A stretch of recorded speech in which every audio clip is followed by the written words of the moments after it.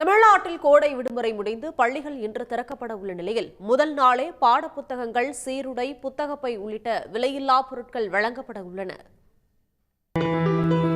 கோடை தொடங்கும் முன்னரே வெயில் வாட்டி வதைத்ததால் மாநில பாடத்திட்டத்தின் கீழ் செயல்படும் பள்ளிகளில் தேர்வுகள் முன்கூட்டியே தொடங்கி நிறைவு செய்யப்பட்டன.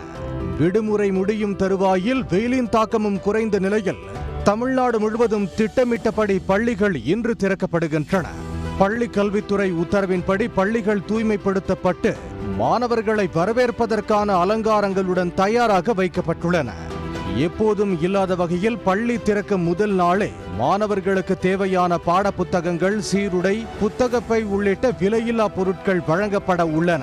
சென்னை திருவல்லிக்கேணி லேடி வெலிங்டன் மேல்நிலைப் பள்ளியில் நடைபெறும் நிகழ்ச்சியில் முதலமைச்சர் மு.க.ஸ்டாலின் பங்கேற்று மாணவர்களுக்கான பொருட்களை வழங்க உள்ளார்.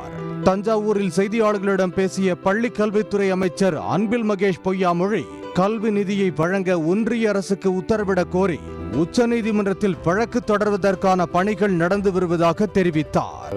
கோடை விடுமுறைக்கு பிறகு பள்ளிக்கூடங்கள் திறக்குது.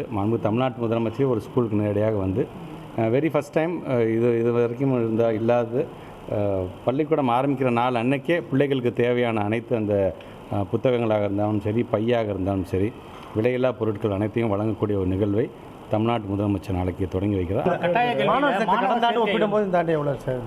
இப்போ எங்களுக்கு கரெக்டாக ஆகஸ்ட் மாதம் 1ஆம் தேதி தான் தெரியும்.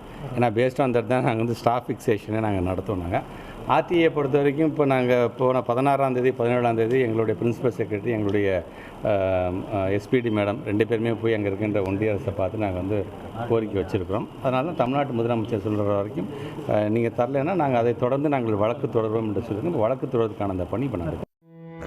இதனிடையே புதிய இலவச பேருந்து பயண அட்டைகள் வழங்கப்படும் வரை ஏற்கனவே உள்ள பழைய அட்டையை கொண்டு மாணவர்கள் அரசு பேருந்துகளில் பயணிக்கலாம் என போக்குவரத்து துறை அறிவித்துள்ளது.